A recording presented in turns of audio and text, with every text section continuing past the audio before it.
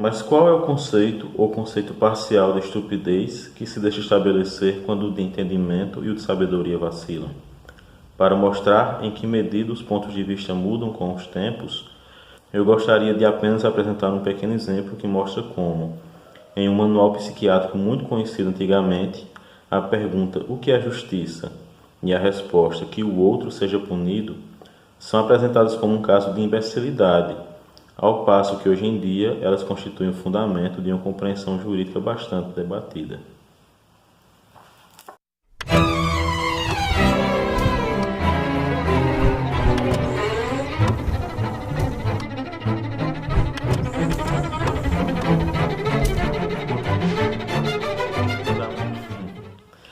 Bem-vindos a mais um Quixotado, seu programa de literatura, com a apresentação de Amâncio Siqueira. E hoje vamos falar sobre mais um livro do Robert Musil, nessa edição belíssima da Carambaia, com tradução do Marcelo Bax e um texto, um pós-fácil dele, um texto de apoio de 30 páginas, que vocês veem que vem em uma cor diferente. Esse exemplar aqui é o de número 582. Essas edições da Carambaia são numeradas, saem edições de 1000 exemplares. Então, se vocês quiserem esse livro aqui, é bom correr para conseguir logo, porque senão ele vai ficar esgotado. Vejam a beleza da capa.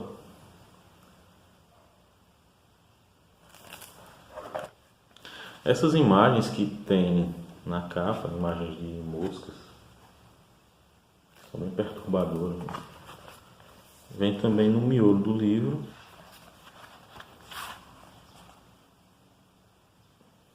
E são da artista plástica Regina Silveira. O Robert Musil é mais conhecido pelo Homem Sem Qualidade, do seu romance Inacabado, que em uma lista que saiu recentemente é o livro favorito dos austríacos. É um dos principais romances do século XX. E o vídeo que eu fiz sobre esse romance é o nosso vídeo mais acessado no canal até o momento. Ele nasceu em 1880 e faleceu em 1942, ainda durante a Segunda Guerra Mundial, autoexilado, já que ele fugiu primeiro de Berlim e depois da Áustria por causa da ascensão do Partido Nazista.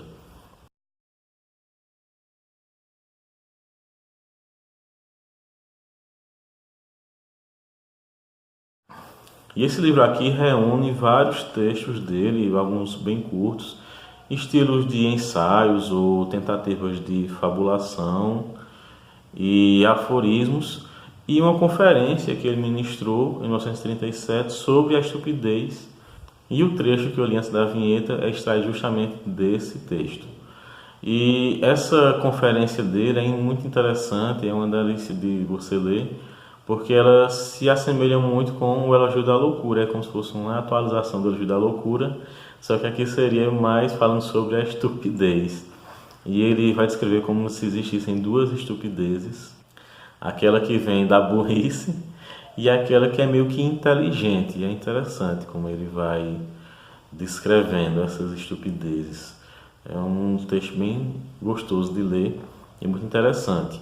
Mas esse livro não é um livro fácil. Eu vou alertando logo a vocês que, para quem não tem uma certa experiência em leitura de ensaios e de filosofia, ficará com alguma dificuldade para compreendê-los.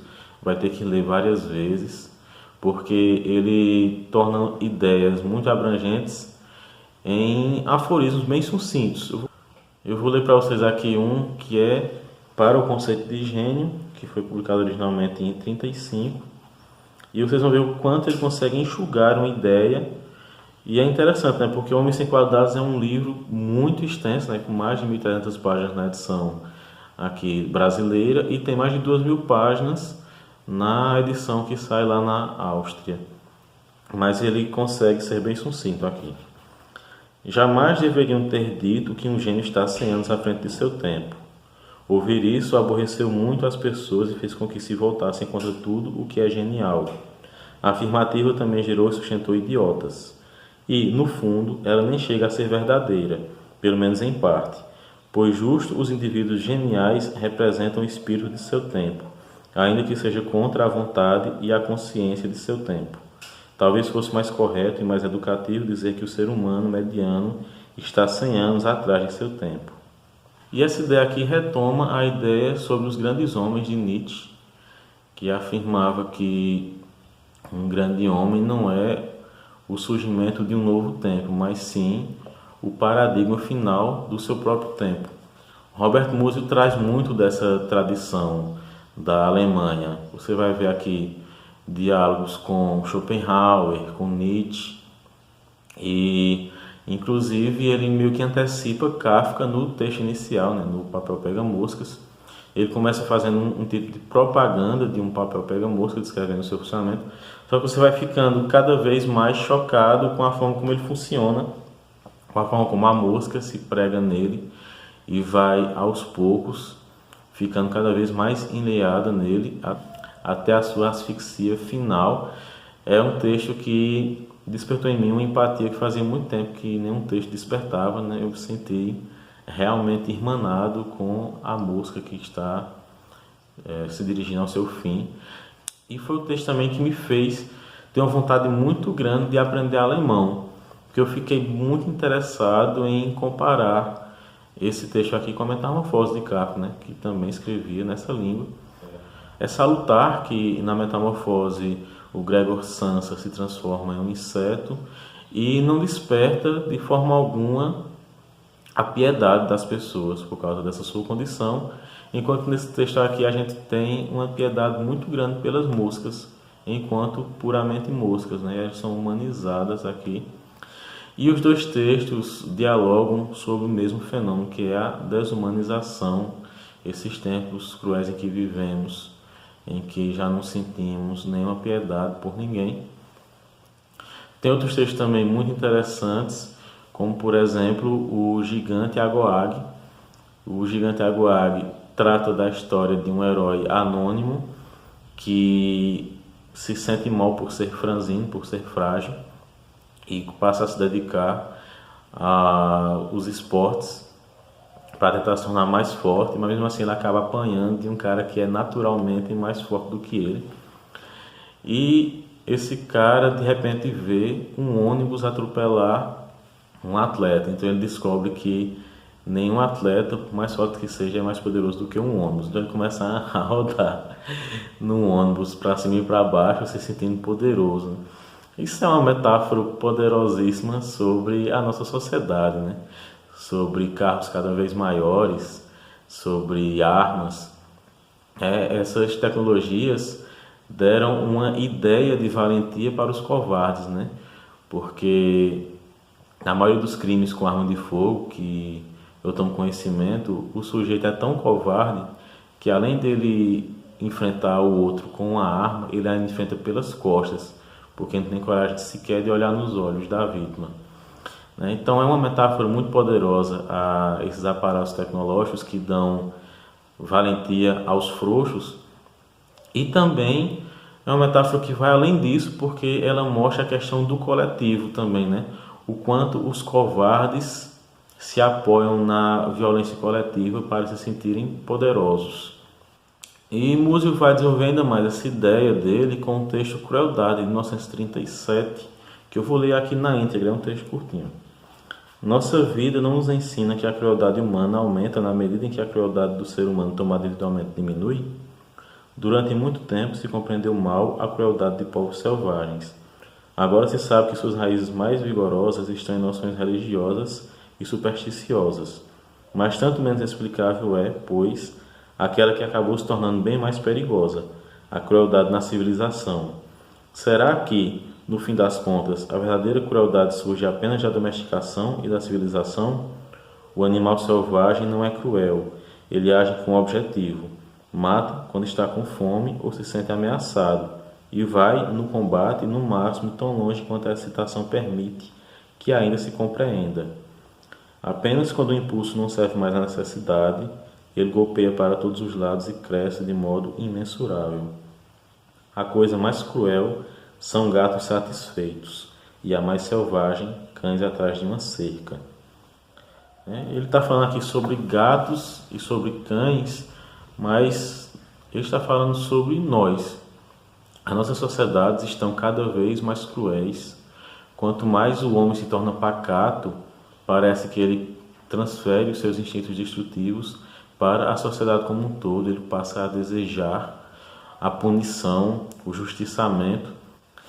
E, inclusive, podemos perceber na nossa sociedade que o princípio da presunção da inocência é cada vez mais vilipendiado, né? Todo mundo é culpado até que se prove o contrário. E, na verdade, as pessoas são culpadas mesmo depois de provas em contrário. E vivemos numa sociedade em que todo mundo quer ter uma opinião e quer defender a sua opinião, mesmo que seja através do sangue dos seus adversários, digamos assim. Todo mundo agora é inimigo de todo mundo e todo mundo precisa provar que está correto. E o Robert Musil estava falando sobre isso já nessa época, né? Seus textos, todos eles, tentam mostrar exatamente isso, essa desumanização, essa falta de empatia, esse objetivo final pela destruição do outro, do diferente. E ele que foi um soldado durante a Primeira Guerra Mundial, inclusive distinguido, né, com medalhas do Império Austro-Húngaro, que depois da Primeira Guerra Mundial acabou ruindo. E ele fala sobre suas experiências de vida no texto O Melro, que é um quase conto, um tipo de diálogo entre dois amigos, que ele chama de A1 e A2. A2, que seria um alter ego do Musil, conta algumas passagens de sua vida em O Melro, que são autobiográficas, mas que parecem bem ficcionais. E uma delas é quando um avião inimigo atira uma lança que quase o mata. E ele fica paralisado esperando a morte, que infelizmente não acontece naquele momento. É muito interessante o texto que ele conta, a forma como ele vai descrevendo as suas sensações, é impressionante. E ao final, o amigo que apenas o escutava pergunta o seguinte: mas você está querendo insinuar que tudo isso tem um sentido comum, não? Pelo amor de Deus, retorquiu A2.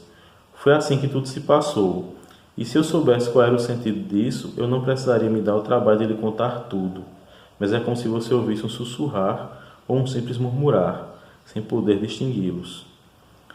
Ele está aqui falando sobre a própria essência da literatura, né? A literatura não é feita para dar sentido à vida ou para explicar as coisas da vida. Muito pelo contrário, às vezes a literatura apenas narra justamente para buscar no outro, no leitor, uma justificativa que o leitor não trate aquilo apenas como murmúrios e tente identificar naquilo algo significativo. E nesse trecho do Musil, assim como em outro texto aqui, que ele fala sobre os livros de Robert Musil, que ele ironiza os seus livros e as interpretações que dão a eles, como diria Kafka, a literatura deve servir como um machado para quebrar o mar gelado de nossas almas. E é justamente isso que ele está fazendo com esses seus pequenos trechos aqui. São trechos deliciosos, mas bem impactantes, muito bem escritos. O Robert Musil era um mestre da prosa. Fica a indicação para vocês. Espero que tenham gostado do vídeo. Se gostaram, não esqueçam de se inscrever, curtir e compartilhar. E a gente se vê no próximo Quixotado, seu programa de literatura.